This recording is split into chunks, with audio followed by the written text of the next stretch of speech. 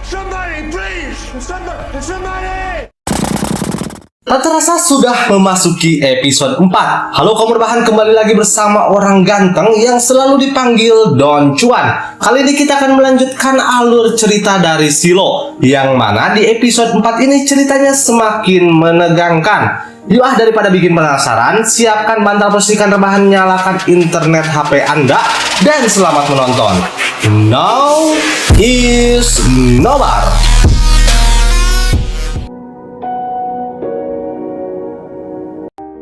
Episode 4, Skin Flashback ke masa lalu dari Juliet. Diceritakan pada waktu itu Juliet memiliki seorang adik yang harus kehilangan nyawa di usia dini. Tak hanya itu, Juliet pun harus kehilangan juga sosok ibunya. Hal ini tentunya membuat kehidupan Juliet menjadi rumit. Dan pada akhirnya, Juliet harus hidup bersama ayahnya. Juliet hanya menghabiskan waktunya di rumah sendirian. Bahkan lebihnya lagi, Juliet juga ditugaskan untuk pergi ke tempat daur ulang. Dapat kita simpulkan di sini tugas Juliet benar-benar kombinasi dari seorang ibu maupun ayah.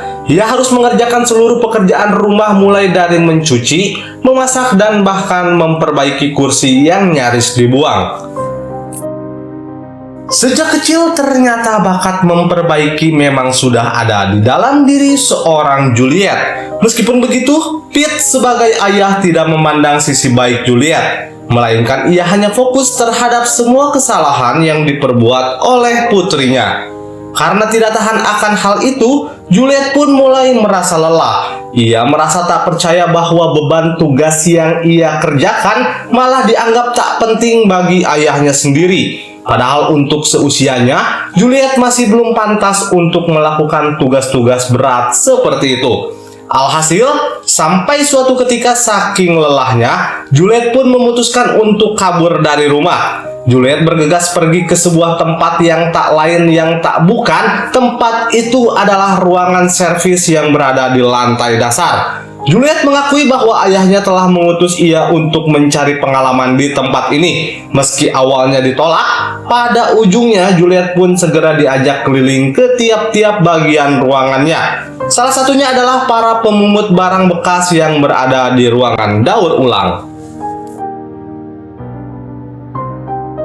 Masalah pun datang lagi. Ketika Juliet kembali lagi, ayahnya ternyata sudah berada di ruangan servis dan mengaku bahwa ia tidak menulis surat itu. Menjelaskan bahwa surat tersebut sengaja dibuat sendiri oleh putrinya. Namun apa boleh buat, dari titik inilah Pete menyadari bahwa Juliet tidak ingin hidup lagi bersamanya. Kemudian kita kembali lagi. Skin diarahkan kepada Juliet yang datang ke ruangan wali kota. Dari sinilah Juliet mulai menyadari bahwa terdapat sebuah masalah serius.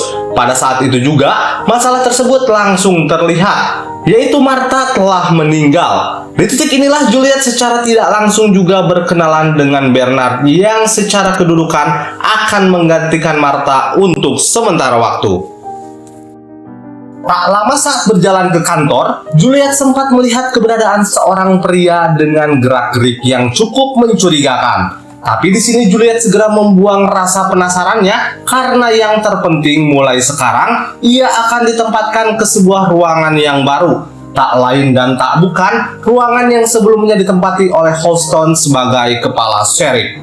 Bukan Juliet namanya. Yang mana dengan munculnya rasa penasaran, Juliet mulai menelusuri apa saja pada ruangan itu. Yang mana pada momen itu juga Juliet turut tertarik dengan sebuah pintu, yaitu pintu penjara yang sempat menahan Allison dan Holston. Secara bersamaan di momen ini, Juliet bisa secara langsung melihat pemandangan jelas dari jendela melalui jarak yang cukup dekat. Tentunya Juliet sendiri pun tak pernah menyangka bahwa dirinya akan bisa berada di posisi ini. Tak lama setelah itu, datanglah Bernard yang sudah bersiap untuk pelantikan Juliet sebagai kepala sheriff. Di momen ini juga, Bernard pun segera menyuruh Juliet untuk melakukan sumpah jabatan sekaligus menggunakan seragam khusus. Mulai dari momen tersebut, Juliet sudah resmi menjabat sebagai kepala sheriff. Situasi lain terlihat salah satu rekannya Holston yang bernama Sam tanpa kejelasan menghajar seorang pemuda. Ternyata, usut punya usut, Sam sudah merasa frustasi untuk mencari pelaku dari pembunuhan Martha. Sejak kematian Martha, Sam rutin menuduh siapapun sebagai pelakunya. Kembali lagi ke Juliet. Juliet baru saja menyadari bahwa Houston telah menitipkannya sebuah tanda, yaitu tanda dari adanya suatu kebenaran. Sembari mencari tahu kebenaran apa yang dimaksud, Juliet pun meminta Sam untuk membantunya menyelidiki kasus dari kematian George, yang mana Juliet sendiri akan membantu Sam untuk menyelidiki kasus dari kematian Martha. Juliet langsung bergegas pergi ke tempat pembuangan, seakan merasa flashback kembali. Juliet di sini bertemu lagi dengan wanita yang sempat mengajaknya berkeliling sewaktu kecil. Tentunya dengan penuh respect, Juliet pun meminta untuk segera dicarikan barang-barang sepeninggalan Houston yang sempat terbuang. Kemudian saat akan kembali, Juliet pun menyadari bahwa keberadaannya sebagai kepala seri pengganti mulai diterima oleh berbagai kalangan. Tapi kesenangan itu tidak berlangsung lama setelah Juliet mulai mendengar suara berisik di dalam kantor. Ternyata di dalam sebuah lubang pembuangan terdapat sebuah kawat yang sengaja digantungkan oleh Houston. Di mana dari situlah Juliet pun sadar bahwa Houston sengaja memberi tanda kedua kepada dirinya. Dan tanda kedua ini akan menuju kepada kematian George.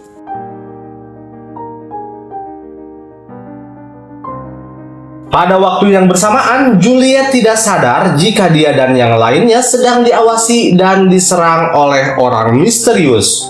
Orang itu menghajar Sam secara membabi buta tanpa memberi ampun sama sekali. Dan setelah Sam terkapar, barulah rupa menyeluruh dari pelaku tersebut mulai terlihat. Dan episode 4 bersambung.